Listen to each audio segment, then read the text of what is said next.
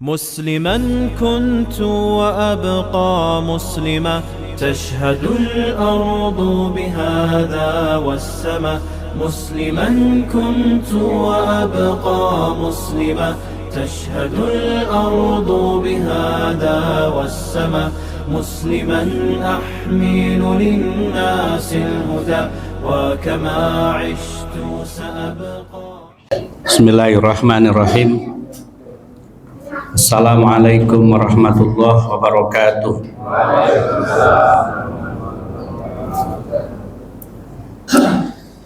Ila hadratin Nabil Mustafa Muhammadin Rasulillah sallallahu alaihi wasallam wa ala alihi wa ashabihi wa azwajihi wa dzurriyyati wa ahli baitihi wila ruwahi abaihi wa ikhwanihi minal anbiya'i wal mursalin wal malaikatil muqarrabin wal awliya wasyuhada was salihin.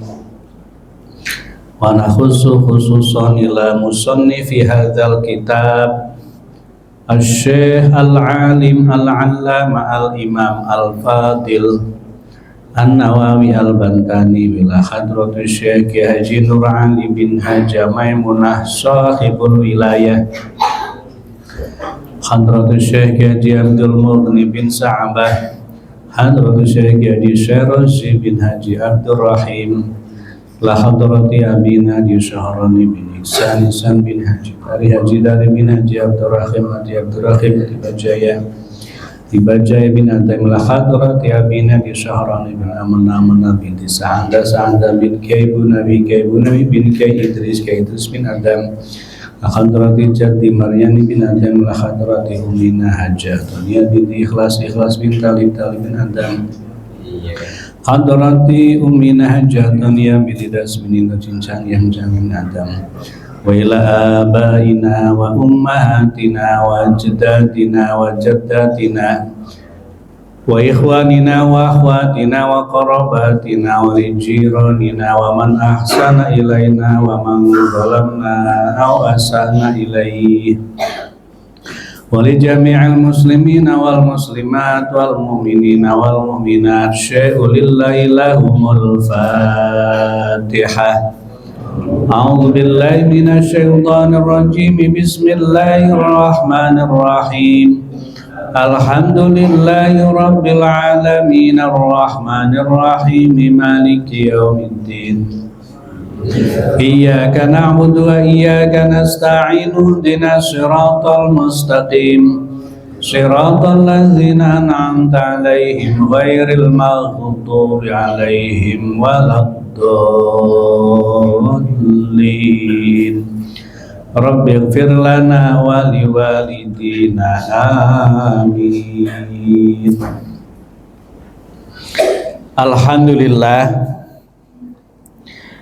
Alhamdulillahi rabbil alamin. Wassalatu wassalamu ala asyrafil anbiya'i wal mursalin wa ala alihi wa ashabihi ajma'in, amma ba'du. Faqad qala Allah ta'ala fil Qur'anil Karim, a'udzu billahi minasy syaithanir rajim. Bismillahirrahmanirrahim. Inna rabbakumullahu alladzi khalaqas samawati wal arda fi sittati ayyam. Al-ayah. Shadaqallahul azim. Alhamdulillah malam ini bisa taklim. Kita berdoa mudah-mudahan taklim kita Allah jadikan sebagai wasilah agar hidup kita semakin bermanfaat. Allah selamatkan baik ketika sakaratul maut maupun ketika di dalam kubur, di alam barzakh. Allah selamatkan di padang mahsyar, dan Allah selamatkan dari siksa api neraka. Amin ya Allah ya Rabbal alamin.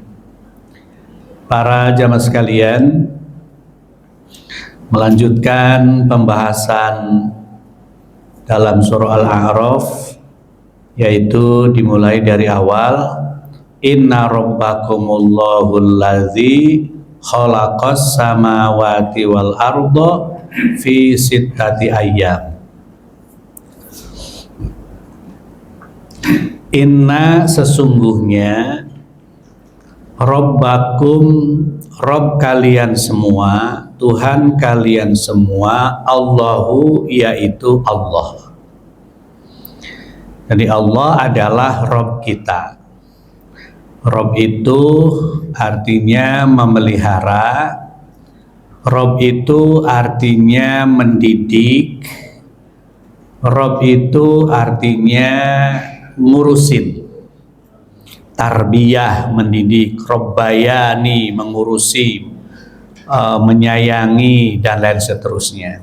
Kama robbayani soghiro, sebagaimana telah menyayangiku, mendidikku di waktu masih kecil. Jadi yang memelihara kita, yang menciptakan kita, yang mendidik kita, yang mengarahkan kita adalah Allah Subhanahu wa ta'ala. Alladzi khalaqas samawati wal arda fi sittati ayyam.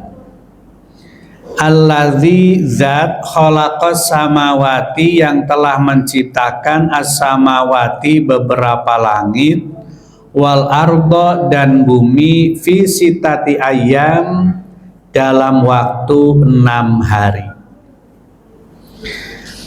Para jemaah sekalian, Allah menciptakan beberapa langit, kemudian beberapa lapis bumi itu dalam waktu 6 hari. Tafsirnya bagaimana penjelasan ini? Apakah memang Allah butuh waktu 6 hari untuk menciptakan langit dan bumi, atau seperti apa? Wal maksudu min hadzal kalam, adapun tujuan yang dimaksud dari penjelasan Allah menciptakan langit dan bumi selama 6 hari, annahu ta'ala, sesungguhnya Allah ta'ala, wa in kana qadiran, walaupun Allah itu qadiran mampu, Allah bisa, ala ijadi jami'il asya'i untuk mewujudkan seluruh langit, seluruh bumi, seluruh isi langit, seluruh isi bumi, daf'atan wahidatan, dengan sekali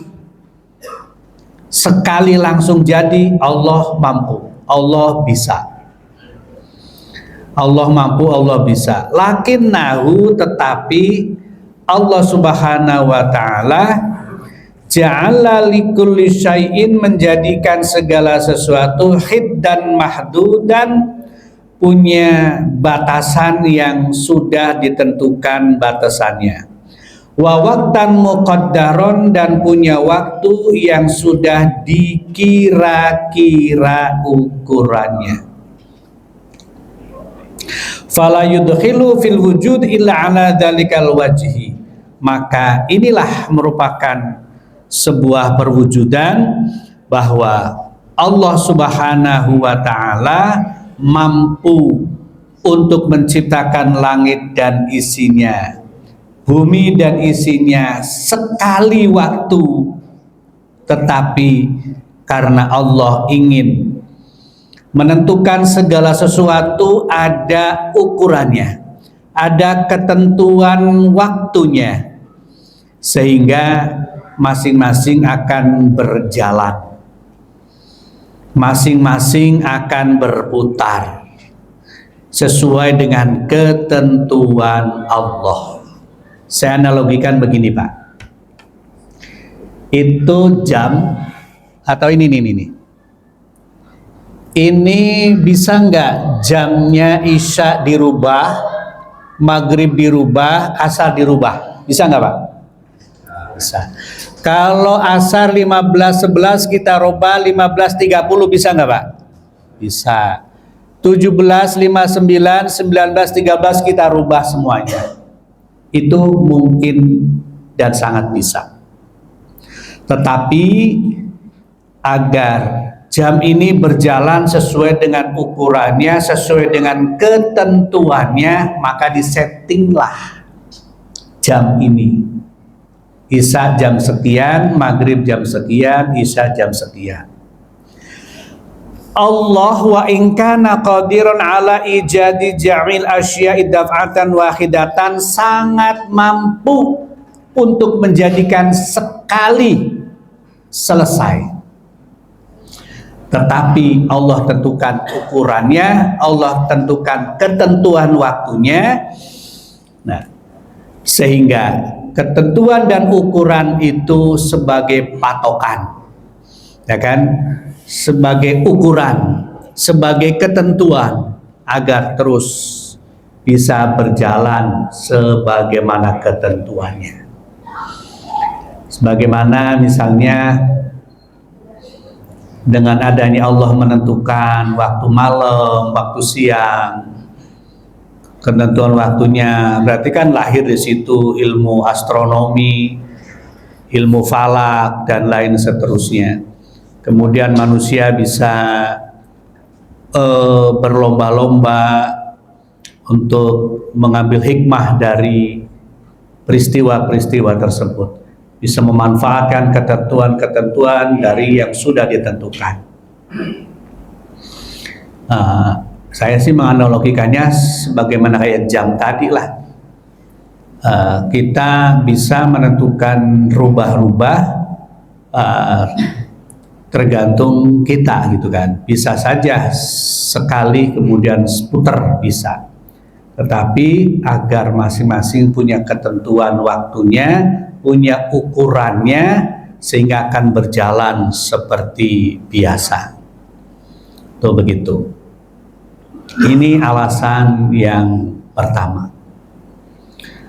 Nah, para jamaah sekalian,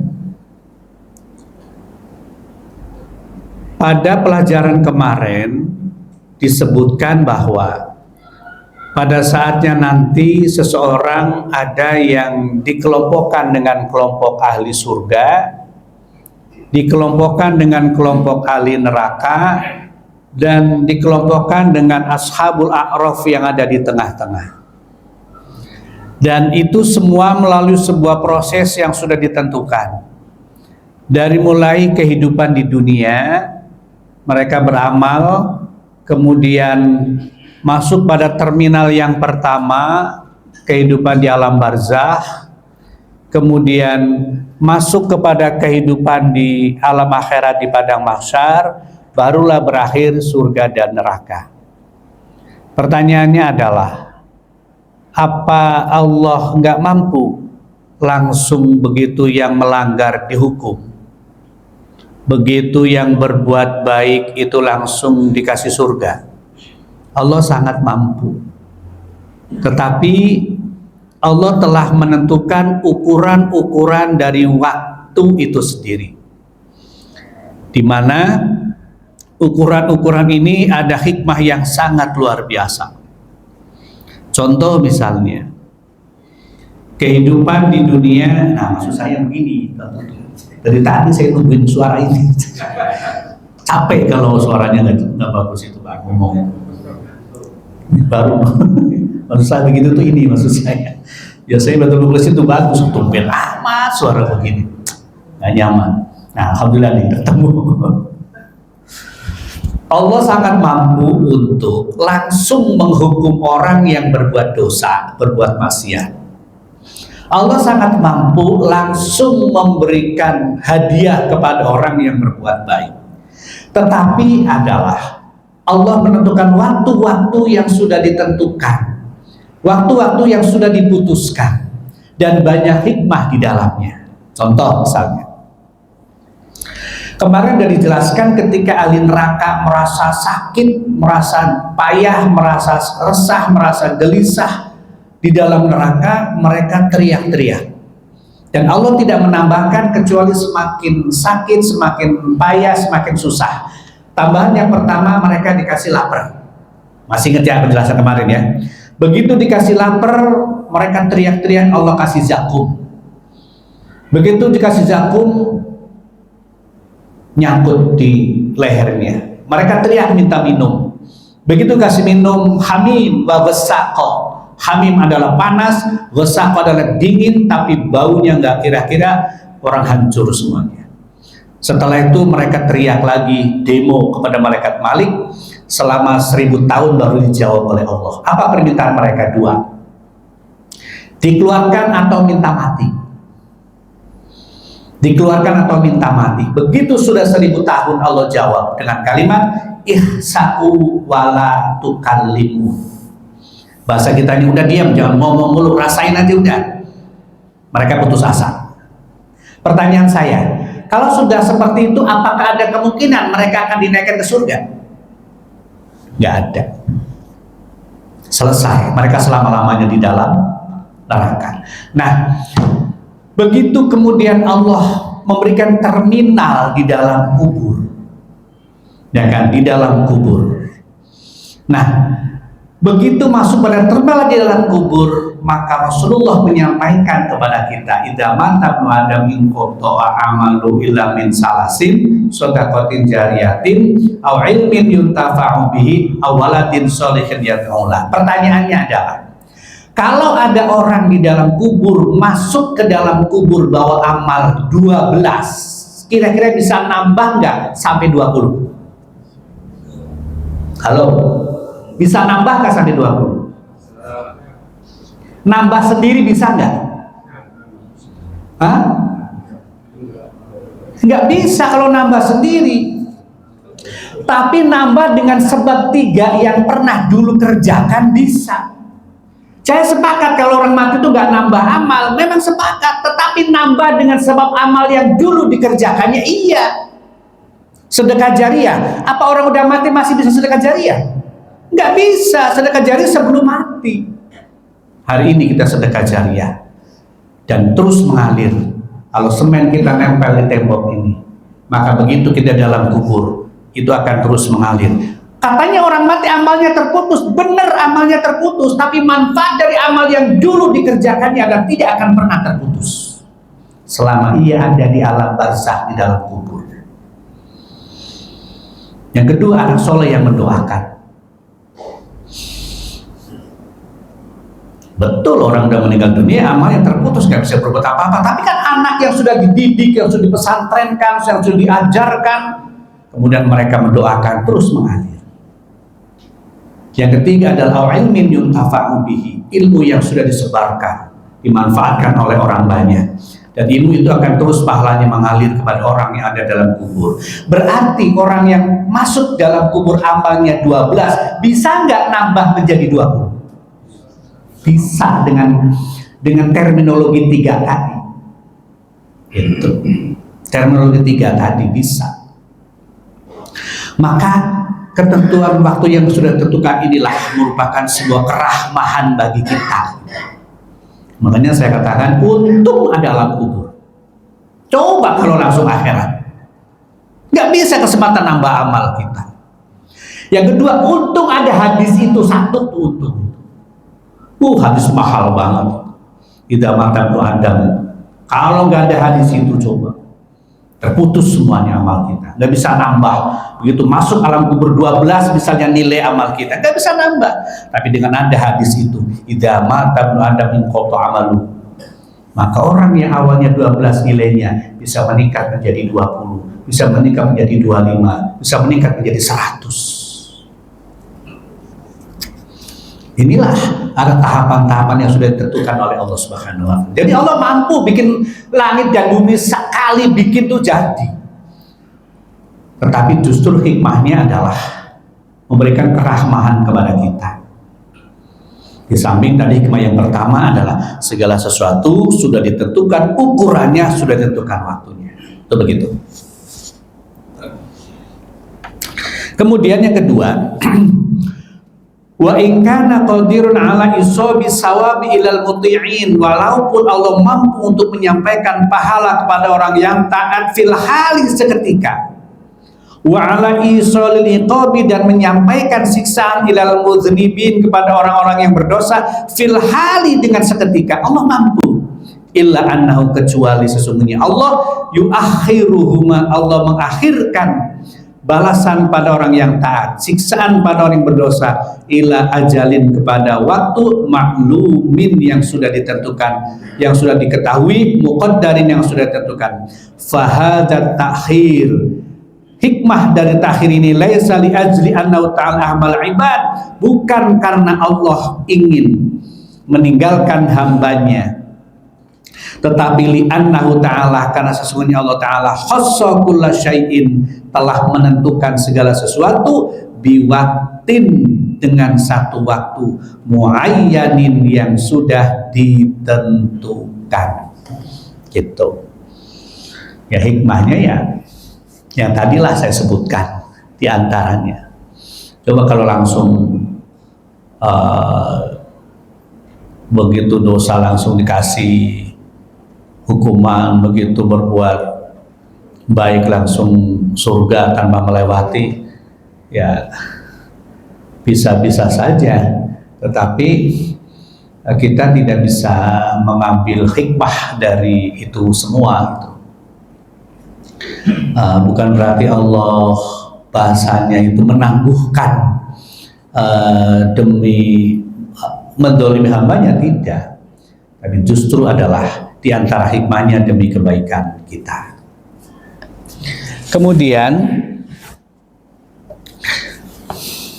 wahada makna qaulil mufassirin, adapun makna daripada ucapan-ucapan para ulama-ulama tafsir, min annahu ta'ala, dari sesungguhnya Allah ta'ala, innama khalaqal alama, sesungguhnya Allah menciptakan alam fi sitati ayam, dalam waktu 6 hari, liyu'lama, supaya diketahui bahwa ibadahu ar-rifqa fil umur, atau liya'lama, supaya ngerti supaya ibadu, hamba-hambanya Allah, ar-rifqa, untuk secara pelan-pelan, fil umuri, dalam segala sesuatu, wasabro, dan supaya memahami tentang sebuah kesabaran, fiha, di dalam segala sesuatu. Jadi hikmah berikutnya adalah Allah ingin mengajarkan hambanya, walaupun Allah mampu untuk menciptakan alam atau langit bumi ini secara langsung, tapi sedang mengajarkan kepada hambanya bahwa ar-rifqa fil umur was-sabra fiha, di dalam melaksanakan sesuatu harus penuh kehati-hatian, penuh ketelitian, dan penuh kesabaran. Saya baru paham ya, bergaul dengan orang-orang, ya menurut saya orang-orang besar ya. Begitu rapat selesai, kemudian beliau menyampaikan, dimauqufkan, masing-masing diangan-angan, barangkali kesepakatan kita perlu ditinjau ulang, dikasih waktu 3-5 hari.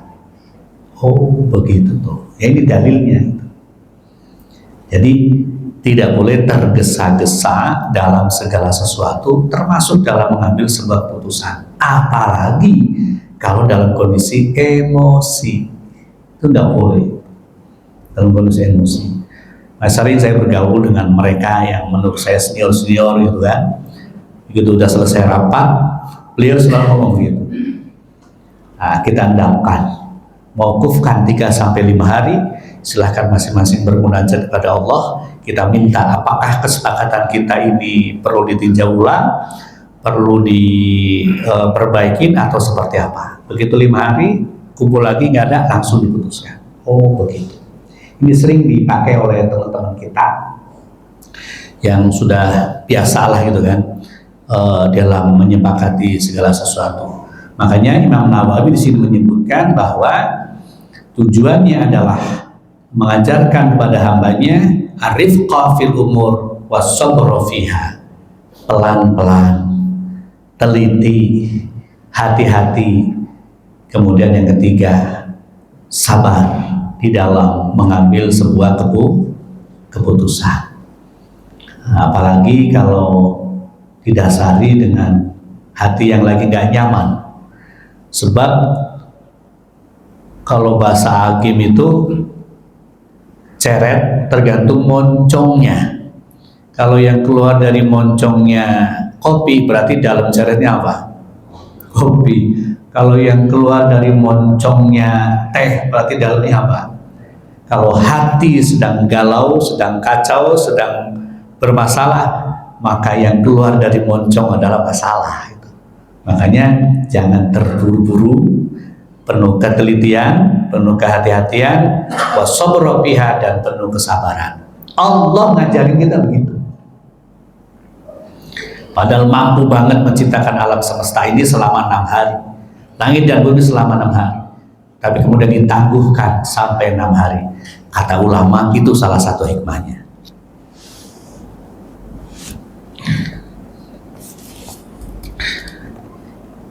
Wali ajli alla yahmilal mukallaf ta'khirat thawab niqab ala tarakil amal.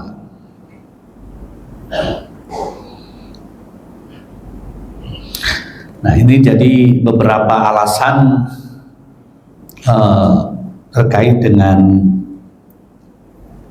beberapa hari penciptaan. Kemudian ayat berikutnya adalah summastawa 'alal 'arsy yughshil lailan nahar yatlubuhu hasisa wasyamsa wal qamara wan nujuma musakhkharatin bi amri ala lahul khalqu wal amru tabarakallahu rabbul alamin. Sumastawa 'alal 'arsy ay khassalallahu tadbirul makhluqat ala ma'arada ba'da an khalaqas samawati wal arda istawa 'alal 'arsy. Setelah Allah menciptakan langit, menciptakan bumi, kemudian Allah istawa 'alal 'arsy. Apa ya?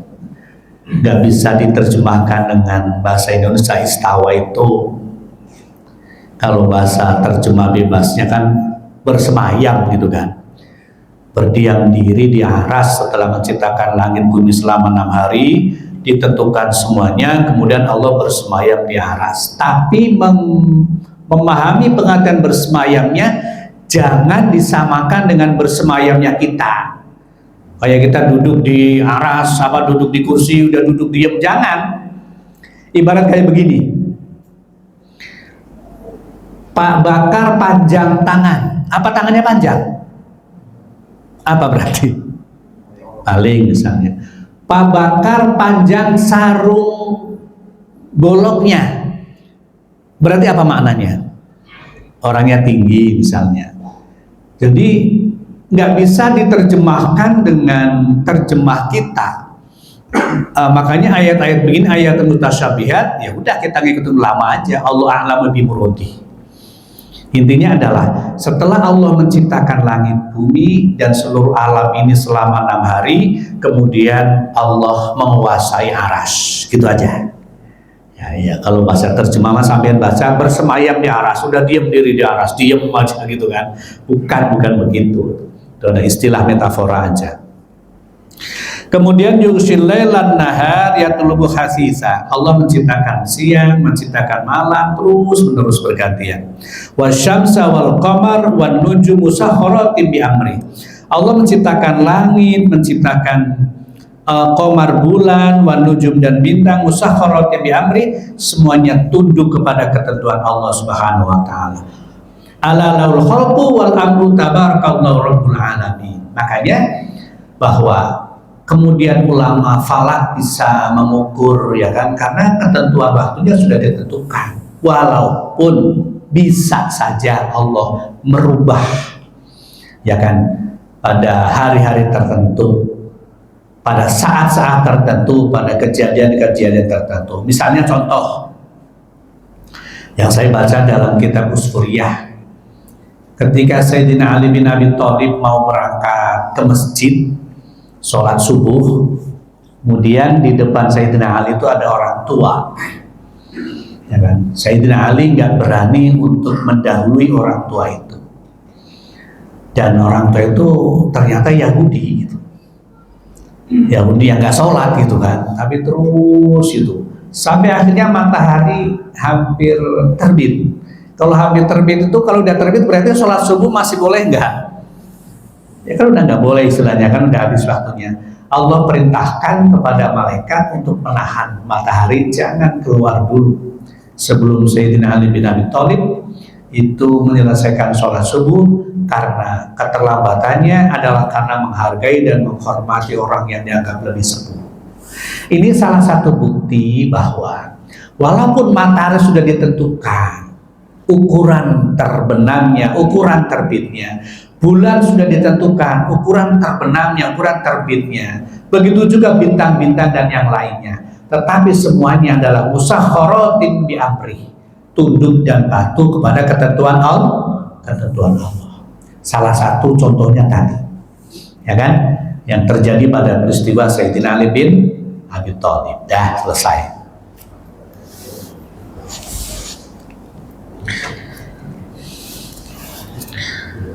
Ud'u rabbakum tadarru'an wa khufyah innahu la yuhibbul mu'tadin.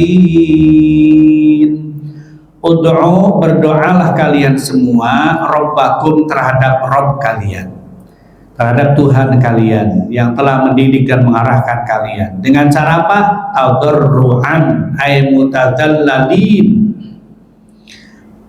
Kemudian wa khufyah ay musirrin. Tadarru adalah idhari zilli nafsi.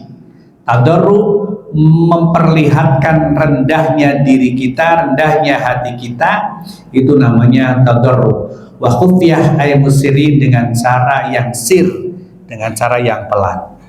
Jadi para jamaah sekalian, ayat ini mengajarkan kepada kita, berdoalah kepada Tuhan kalian semua, Allah Rabbukum, tadarruan, dengan rendah hati, rendah diri di hadapan Allah. Kemudian wa khufyah, dan dengan cara sir, dengan cara pelan, dengan cara rahasia. Itu di dalam berdoa. Makanya kalau kata Kiai Amrin Hanan almarhum al-maghfur lah, nah, di dalam berdoa itu sebaiknya kitmani hawaijikum, sembunyikan hajat kalian, sembunyikan keinginan dan doa kalian semua.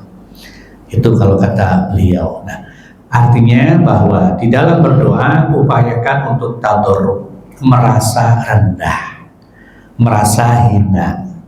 Doa itu artinya kan minta ya Pak. Orang minta kan gimana sih, namanya orang butuh, merendahkan diri kan, merendahkan diri namanya tadarruk, merendahkan hati. Kemudian pelan-pelan, tidak teriak-teriak, tidak teriak-teriak. Nah, merendahkan di hadapan Allah namanya tadarruk, itu harus. Tapi merendahkan di hadapan manusia karena meminta-minta itu haram. Jangan dikira meminta itu halal. Meminta-minta itu haram. Merendahkan diri di hadapan manusia. Makanya nggak boleh lah kita, walaupun mungkin kita nggak punya, sampai kemudian esok-esok merendahkan diri di hadapan orang gitu kan. Itu nggak boleh. Apalagi menganggap bahwa atau menyembunyikan nikmat-nikmat yang Allah berikan kepada kita dengan baju disobek-sobek, pura-pura pincang, pura-pura batu gitu kan. Begitu nggak ada orang larinya kenceng gitu kan. Itu haram, gitu.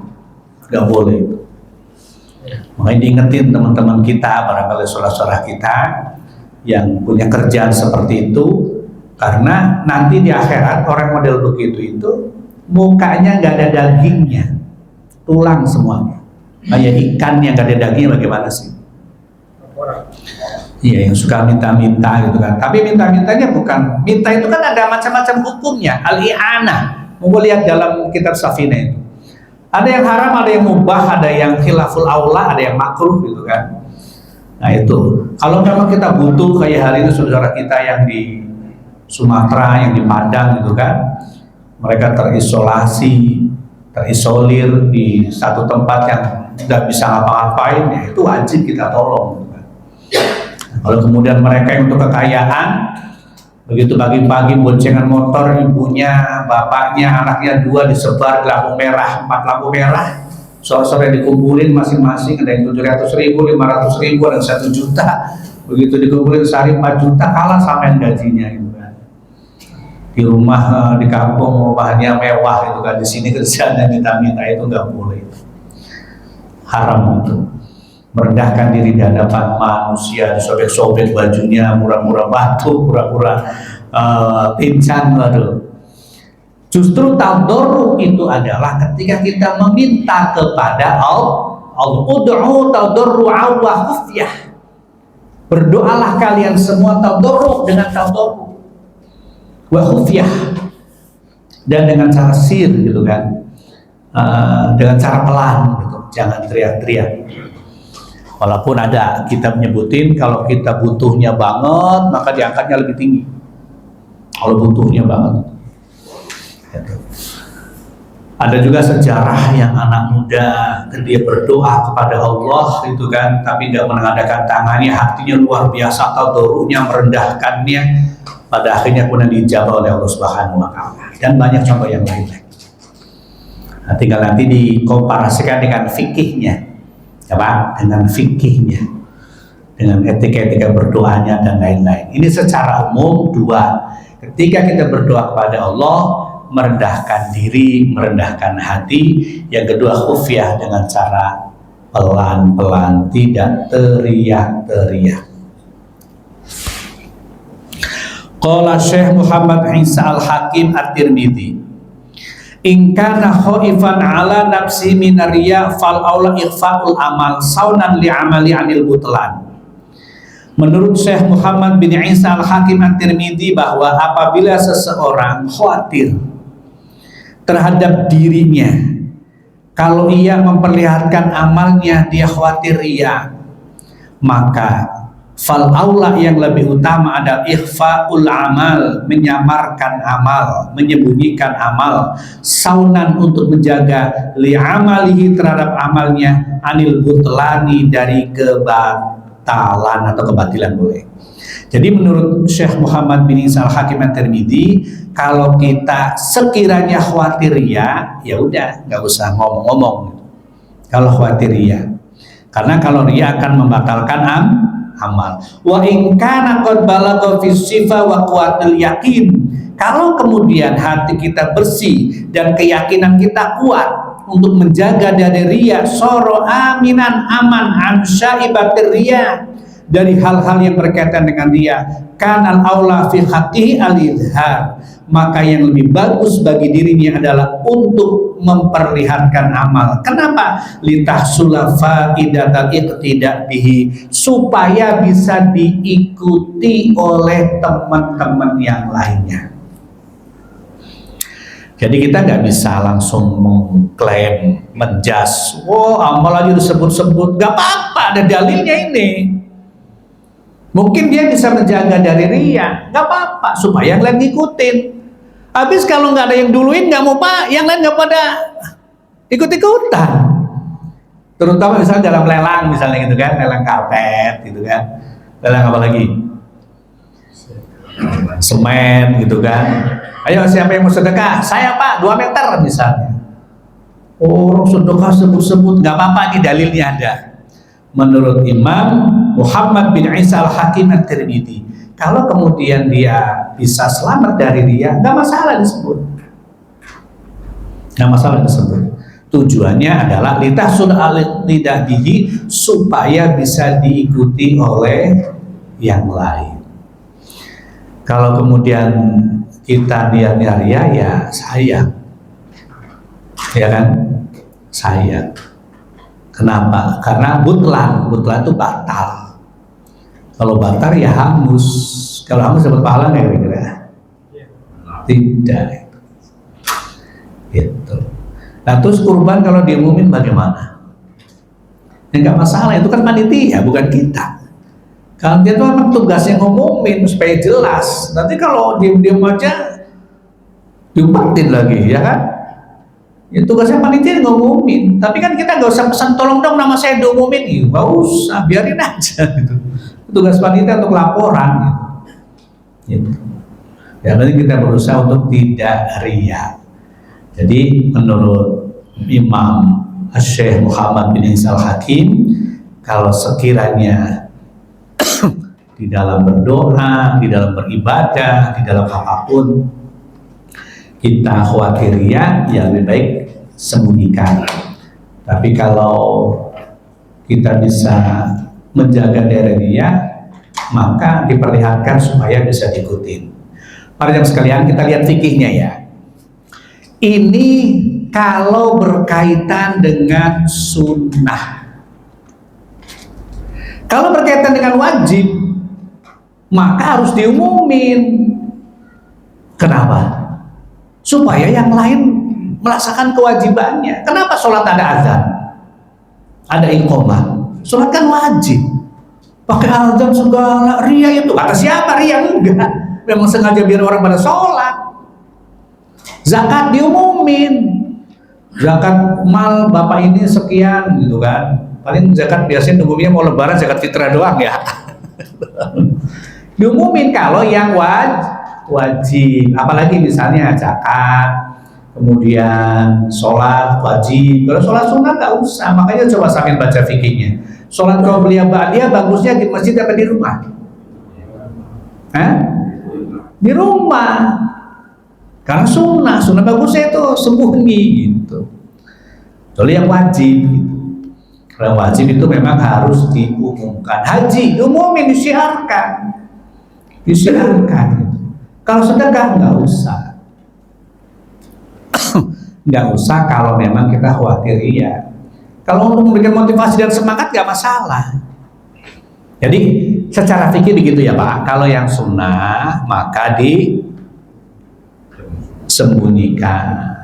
Kalau yang wajib maka diperlihatkan. Tujuannya supaya yang lain bisa ngikut. Itu cara fikihnya. Yang kedua, bagaimana kalau sunnah? Nah, kalau sunnah ikut pendapat Muhammad Isa Al-Hakim At-Tirmidzi tadi. Kalau sekiranya terhindar dari riya, maka lebih baik diumumkan. Kalau khawatir riya, maka sembunyikan.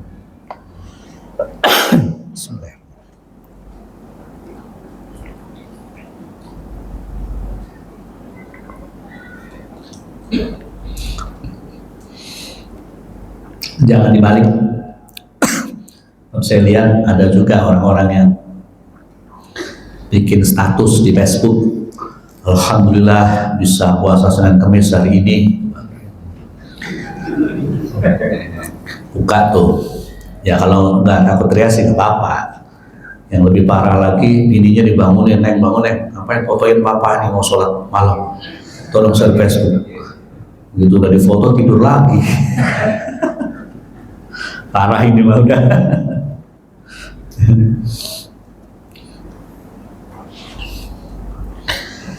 Innahu la yuhibbul mu'tadin. Innahu sesungguhnya Gusti Allah itu la yuhibbu senang sama Gusti Allah al-mu'tadin al-mujawizina bitarki hadainil amrain, yaitu orang yang melampaui batas. Siapa itu? Orang yang meninggalkan tadarru dan orang yang meninggalkan ikhfa, meninggalkan menyamarkan atau merahasiakan amal-amalnya. Dan kemudian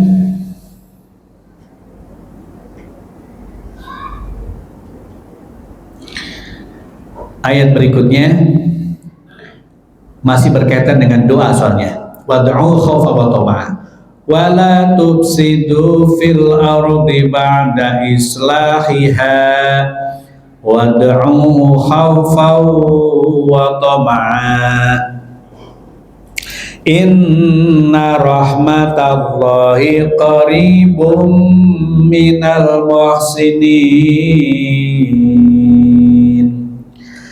Wala tufsidu dan janganlah kalian membuat kerusakan fil ardi di atas bumi. Apa saja contohnya? Kaibsadin nufus bil qatli, membunuh orang. Wa qatil a'dha, menghilangkan anggota tubuh orang. Wa ifsadil amwal, merampok orang, harta orang, membegal harta orang. Binahwil ghasbi, contohnya ghasab. Ghasab itu apa Pak? Ghasab Pak, jarang dibahas soalnya secara fikih ghasab itu. Pak, kalau ngambil barang orang nggak ngomong namanya apa Pak? Tergantung. Kalau ngambil nggak ngomong dikembalikan lagi namanya ghasab. Kalau ngambil nggak dikembalikan lagi namanya mencuri. Gitu. Ghasab itu haram. Ghasab bahasa Arabnya ghasabun, ghasbun. Ngambil sendal buat wudu nggak ngomong itu ghasab, dosa itu. Yang diambil sendalnya ustaz. Itu mau pulang hilang. Diganti sama Pak RW. Pak RW-nya mana Pak RW-nya? Soalnya Pak RW masih di rumah saya. Itu ghasab. Jadi jangan membuat kerusakan. Nomor satu, merusak jiwa, membunuh. Naudzubillah. Membunuh satu orang itu sama dengan membunuh 1000 orang Pak. Hati-hati. Wa qat'il a'dha, merusak anggota tubuh orang. Wa ifsadul mal, merusak harta orang dengan ghasab atau dengan mencuri. Wa ifsadul adyan, merusak agama, bil kufri dengan kufur, wal bid'ah dengan bid'ah. Wa ifsadil ansab, dan merusak nasab. Apa merusak nasab? Dengan zina. Makanya zina itu kan termasuk sama dengan membunuh, dosa besar. Dosa besar itu ada 7, diantaranya zina, kemudian membunuh, kemudian sihir, itu dosa-dosa besar. Bisa bil qadbi, atau menuduh zina. Menuduh zina, hati-hati Pak. Dengan adanya medsos itu sering orang terjebak kepada menuduh zina. Sekarang saya mau nanya Pak, ada tetangga janda misalnya, malam-malam ada laki-laki masuk ke dalam rumahnya, begitu diintip dua-duanya nggak pakai baju, pikiran sampean dari mana? Sampean ngintip jangan satunya doang, ngintip semuanya nggak pakai baju, pikiran sampean kira-kira bagaimana? Pasti hati mengatakan berbuat zina. Boleh nggak kita menuduh dia berbuat zina? Tidak boleh. Tapi saya lihat loh, lihatnya berapa orang sendiri nggak bisa diterima. Tapi saya panggil ketua DKM loh, bisa nggak dianggap? Nggak bisa. Sama istri saya juga, tiga-tiganya nggak bisa dianggap menzina, itu nggak bisa. Harus 4 orang laki-laki. Hati-hati menuduh zina itu dosa. Dan 4 orang laki-laki itu harus tahu masuknya. Kalau nggak tahu masuknya nggak bisa.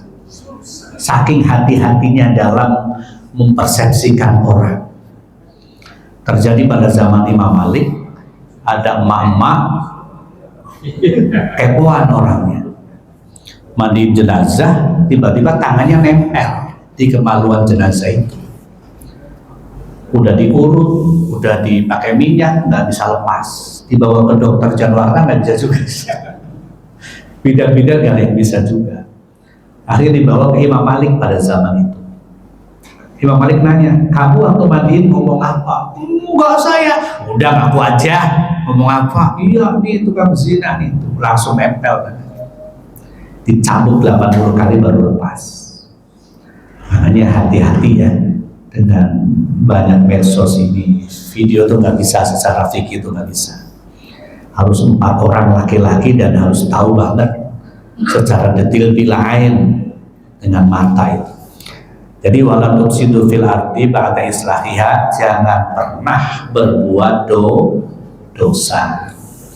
Nah, berarti ini nggak nyampe pembahasan Pak. Wad'u khaufa wa tama'a.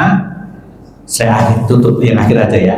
Dan berdoalah, tadi kan dengan tadoru ya. Tadoru itu perasaan rendah diri, rendah hati. Yang kedua pelan, yang ketiga khaufan wa tama'an. Tambahin 2 lagi ya Pak. Khaufan itu khawatir jangan-jangan dengan banyaknya dosa saya nggak diterima doa saya. Yang ketiga, yang keempat, tomaan itu mudah-mudahan ya Allah doa saya diterima. Jadi perlu ada khauf dan roja. Khaufan wa tomaan.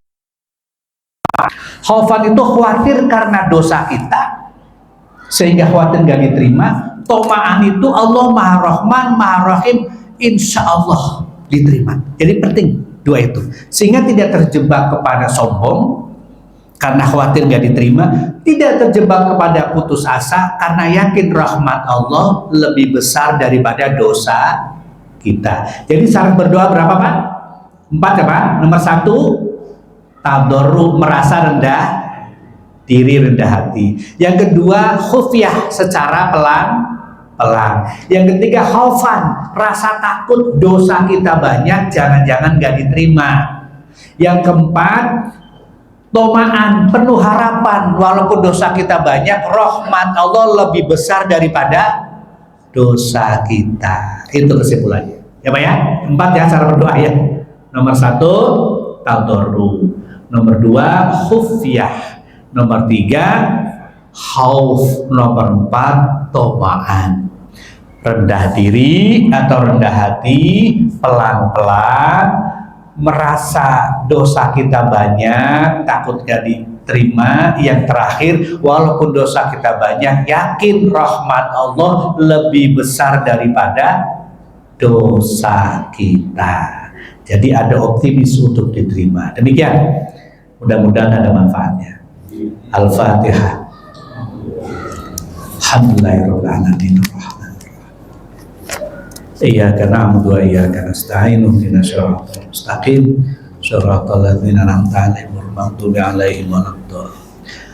Allahumma shalli 'ala sayyidina Muhammad. Subhanaka la ilma lana illa ma 'allamtana innaka antal alimul hakim.